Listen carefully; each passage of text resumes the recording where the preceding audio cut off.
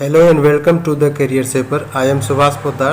The very conceptual objective questions are being presented at this platform for the commission level exams, especially at present for the BPSC 67th PT and Bihar Daroga Mains. Look at these questions on physical geography. Question number 1 देखें, हरित गृह प्रभाव निम्नलिखित में से किसका परिणाम है? ऑप्शन देखें, पृथ्वी द्वारा उत्सर्जित छोटी तरंग विकिरण का वायुमंडल द्वारा अवशोषण का। सेम लाइन है और ये देखें, पृथ्वी द्वारा उत्सर्जित लंबी तरंग विकिरण का वायुमंडल द्वारा अवशोषण का। पृथ्वी द्वारा उत्सर्जित बड़ी तरंग विकिरण का वायुमंडल द्वारा अवशोषण का। पृथ्वी द्वारा उत्सर्जित उच्च तरंग विकिरण का वायुमंडल द्वारा अवशोषण का। तो आपको इस पर ध्यान देना है कि तरंग विकिरण के पहले जो लगा हुआ है ये विशेषण छोटी, लंबी, बड़ी और उच्च, तो इसमें लंबी वाला आंसर हो जाएगा। आंसर इसका बी होगा। ये आंसर हो जाएगा। पृथ्वी द्वारा उत्सर्जित लंबी तरंग विकिरण का वायुमंडल द्वारा अवशोषण, एब्जॉर्प्शन, यही हरित गृह प्रभाव है। तो पृथ्वी द्वारा जो ये लॉन्ग वेव रेडिएशन होता है जो इमिट करता है, उसी का एटमॉस्फेयर द्वारा एब्जॉर्प्शन होता है, तो उसे ही हरित गृह प्रभाव बोलते हैं, ग्रीन हाउस इफेक्ट बोलते हैं। तो आंसर इसका बी हो गया। 2 नंबर देखें, वायुमंडलीय घटकों में कार्बन डाइऑक्साइड अवशोषित करता है। ऑप्शन देखें, पृथ्वी द्वारा उत्सर्जित विकिरण का सबसे बड़ा अनुपात। पृथ्वी द्वारा उत्सर्जित विकिरण का बड़ा अनुपात, यही अनुपात में ही सेट किया हुआ है, जो भी आपको पकड़ना है। सबसे बड़ा अनुपात, बी नंबर में बड़ा अनुपात, सी नंबर में सबसे छोटा अनुपात, डी नंबर में छोटा अनुपात। तो आंसर इसका ए हो जाएगा, सबसे बड़ा अनुपात। वायुमंडलीय घटकों में कार्बन डाइऑक्साइड अवशोषित करता है पृथ्वी द्वारा उत्सर्जित विकिरण का सबसे बड़ा अनुपात। आंसर इसका ए होगा। अतः जब हवा का CO2 कंटेंट परिवर्तित होता है तो हरित गृह प्रभाव में करस्पॉन्डिंग इंक्रीज और डिक्रीज होता है, ये चीज होता है। 3 नंबर देखें, अम्ल वर्षा मिट्टी से कौन से महत्वपूर्ण खनिज को लीच करता है? लीच करना मतलब घुला कर बहा देना। तो देखें option, calcium, magnesium, oxygen, carbon dioxide. तो इसमें ए बी दोनों सही है। आंसर इसका ई हो जाएगा। ये अच्छा प्रश्न है, ए बी दोनों सही है। आंसर ई हो गया। 4 नंबर देखें, अम्ल वर्षा को नियंत्रित करने का सबसे लागत प्रभावी विकल्प हो सकता है, cost effective option. Acid rain को कंट्रोल करने का मोस्ट कॉस्ट इफेक्टिव विकल्प क्या हो सकता है? ऑप्शन देखें, low sulphur fuel, high sulphur fuel, sulphur less fuel, energy efficiency उपायों को अंगीकार करना। तो आंसर इसका डी हो जाएगा। और ये जो ए नंबर ऑप्शन है, लो सल्फर फ्यूल, ये मॉडर्न पॉल्यूशन कंट्रोल टेक्नोलॉजी है, लेकिन सबसे लागत प्रभावी विकल्प डी नंबर ऑप्शन होगा। आंसर इसका डी ही होगा।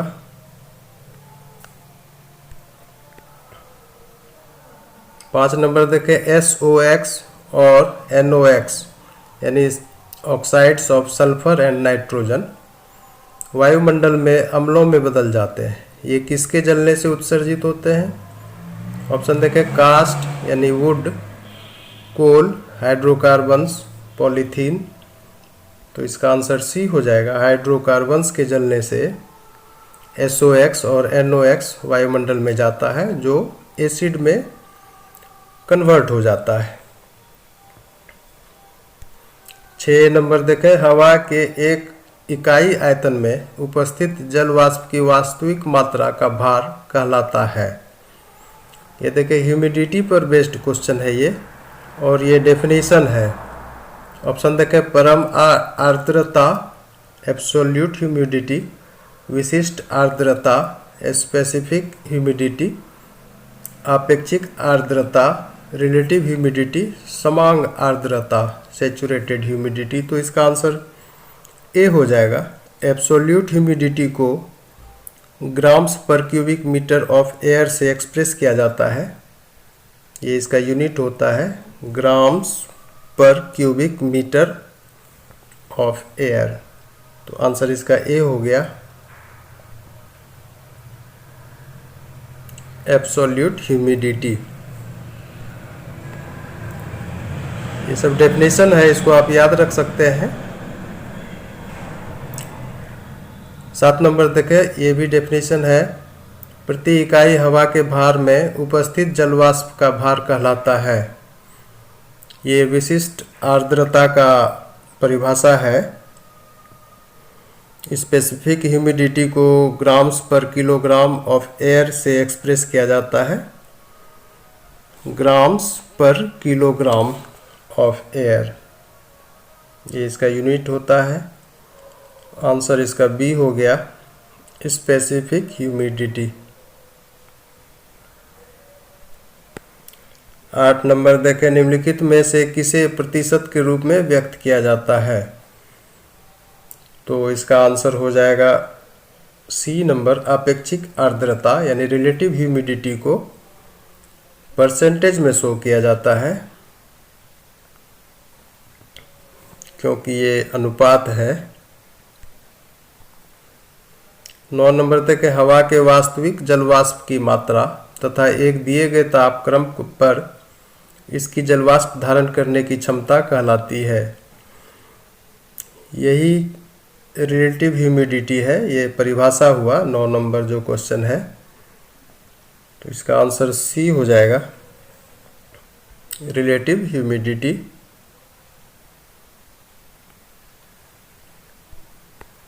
10 नंबर देखें, दिए गए तापक्रम पर हवा अपनी पूरी कैपेसिटी से नमी ग्रहण करता है और संतृप्त कहलाता है, सैचुरेटेड हो जाता है। जब आपेक्षिक आर्द्रता यानी रिलेटिव ह्यूमिडिटी होती है, कितना होगा? ये बहुत ही हिट प्रश्न है, ये बार बार आता है। तो इसका आंसर देखिए डी हो जाएगा, 100%। ये सब फैक्ट है, आप बिल्कुल याद कर लें। 11 नंबर देखें, ओसांक यानी ड्यू पॉइंट किसे कहते हैं? तो ओसांक का अगर आप परिभाषा पढ़े होंगे तो देखिए ऑप्शन, जिस तापक्रम पर हवा संतृप्त अवस्था को प्राप्त करता है, ये सही है। इसी को ड्यू पॉइंट कहा जाता है। बी गलत है, जिस तापक्रम पर हवा असंतृप्त अवस्था को प्राप्त करता है, ये गलत है। सी देखें, जब हवा का अपेक्षिक आर्द्रता 0% होता है, ये भी गलत है। डी देखें, जब हवा का आपेक्षिक आर्द्रता यानी रिलेटिव ह्यूमिडिटी 100% होता है, तो डी सही है। ए और डी इसमें सही है। ए और डी, इसका आंसर ई हो जाएगा।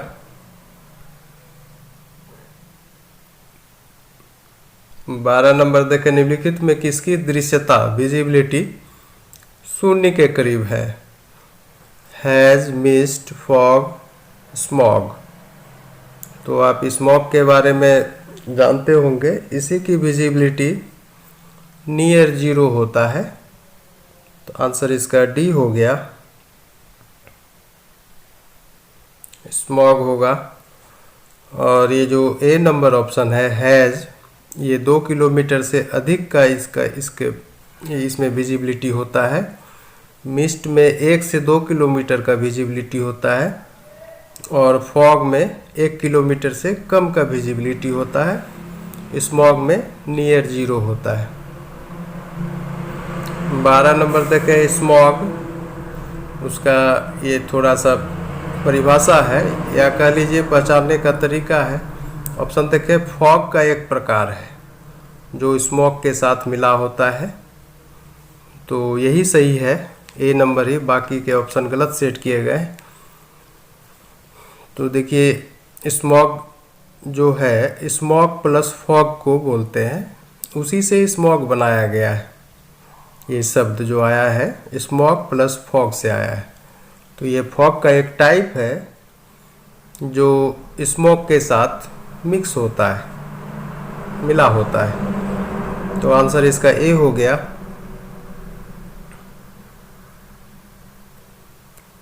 बाकी के ऑप्शन गलत सेट किए हुए हैं, तो आप इसको याद रख सकते हैं। ये सब पकड़ने का तरीका है। 14 नंबर देखें, मिस्ट, स्मॉग, हैज, फॉग को दृश्यता के बढ़ते क्रम में रखें, यानी इंक्रीजिंग ऑर्डर ऑफ विजिबिलिटी में रखना है इसको। तो देखें जैसे कि जब अभी जो चर्चा हुई, इसका रेंज क्या है विजिबिलिटी का, उसके आधार पे इसका आंसर सी चला जाएगा। सी होगा इसका आंसर। देखिए स्मॉग तो नियर जीरो है, और उसके बाद फॉग है 1 किलोमीटर से लेस, फिर मिस्ट है 1 से 2 किलोमीटर, और हैज़ है 2 किलोमीटर से अधिक। तो इस तरह से इंक्रीजिंग ऑर्डर में ये सही है, सी नंबर ऑप्शन। 15 देखें, स्मैज। स्मैज के बारे में भी, ये भी दो चीज़ों से मिलके बना होता है, स्मोक प्लस हैज, स्मैज हुआ। तो ये देखिए ये भी फॉग का एक टाइप है जो स्मोक और हैज का एक एडमिक्सचर है। आंसर इसका भी ए हो गया सही। बाकी के ऑप्शन गलत सेट किए गए हैं, इस चीज़ को याद रखें। स्मोक प्लस हैज स्मैज होता है, और ये फॉग का एक टाइप है, बस इतना याद रख लें।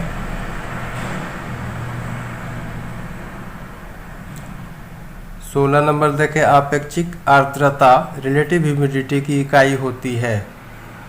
तो आप जानते हैं कि ये तो एक अनुपात होता है, रेशियो होता है, तो इसका कोई यूनिट नहीं होगा। ये परसेंटेज में शो किया जाता है, लेकिन इसकी इकाई नहीं होती। आंसर इसका डी चला जाएगा। बाकी के ऑप्शन गलत हैं, इसके मद्देनज़र डी हो गया इसका आंसर। और ये जो ए नंबर ऑप्शन है, ये तो आप पकड़ पा रहे होंगे, ये किसका यूनिट है, एब्सोल्यूट ह्यूमिडिटी का है। और सी नंबर ऑप्शन ये स्पेसिफिक ह्यूमिडिटी का है यूनिट, उसी से एक्सप्रेस किया जाता है उसे। 17 नंबर देखें, 0 डिग्री सी के नीचे उष्मांक पर संघनन यानी कंडेंसेशन डैश उत्पन्न करता है। क्या उत्पन्न करता है? तो ये देखिए फॉग, फ्रॉस्ट, मिस्ट, हैज, तो इसका आंसर फ्रॉस्ट हो जाएगा, बी नंबर। फ्रॉस्ट का थोड़ा सा बैकग्राउंड हम दे देते हैं। ऐसा स्थान जहां विंटर्स कोल्ड हो जाते हैं, फ्रॉस्ट खिड़कियों के शीशे पर देखा जा सकता है, विंडो पेन्स पर बर्फ़ का जमा होना, वो फ्रॉस्ट है। जहाँ पर ज़्यादा कोल्ड होता है विंटर सीजन में। फ्रॉस्ट जो है फ्रोजन वाटर के छोटे रवे से बने होते हैं, टाइनी क्रिस्टल्स से, और यह बनता है जब हवा में लॉट ऑफ मॉइस्चर होते हैं, जो पानी के जमने वाले तापक्रम के नीचे ठंडे हो जाते हैं। जब हवा अपेक्षाकृत ठंडी हो जाती है, यह पहले के जैसा अधिक जल नहीं रख सकती। एक्सेस वाटर कंडेंस हो जाते हैं विंडो पैन जैसी वस्तुओं पर। ये फ्रॉस्ट है। तो ये भी फ्रॉस्ट का डेफिनेशन है, 17 नंबर क्वेश्चन, आप उसको याद रख लें, एक लाइन का। 18 नंबर देखें, जमी हुई वर्षा की बूंदें डैश कहलाती हैं। तो इसको भी याद रख रहे हैं, ये स्लिट इसको बोला जाता है, SLEET। आंसर इसका ए हो जाएगा, स्लिट। 19 नंबर देखें, धूल कणों द्वारा प्रकाश का प्रकीर्णन स्कैटरिंग ऑफ लाइट डैश के नाम से जाना जाता है। कौन सा इफेक्ट होगा? टिंडल इफेक्ट पढ़े होंगे। ये धूल कणों द्वारा प्रकाश का प्रकीर्णन ही है टिंडल इफेक्ट। आंसर इसका सी हो जाएगा।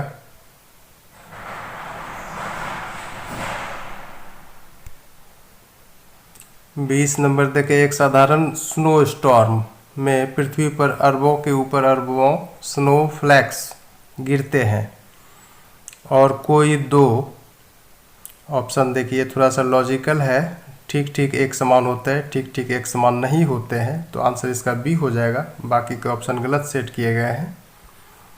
कोई भी दो स्नो फ्लैक्स एक समान नहीं होते एग्जैक्टली, तो आंसर इसका बी हो गया। देखिए स्नो फ्लैक्स के बारे में थोड़ा बता दें। जब पानी जमता है तो यह क्रिस्टल्स फॉर्म करता है, ये तो सभी जानते हैं। एक वाटर मॉलिक्यूल 3 यूनिट्स कंसिस्ट करता है, हाइड्रोजन का 2 एटम और ऑक्सीजन का 1 एटम। अतः जब यह रवाकृत होता है तो इसे या तो एक 3 साइडेड या एक 6 साइडेड फिगर बनाना पड़ता है। तो इस तरह का इसका बैकग्राउंड है, तो आंसर इसका बी हो गया। The set number 74 thus concluded well with essential explanations. Many more sets to be placed before you till the commencement of these 2 exams. Till then watch videos on Career Shaper. Thanks.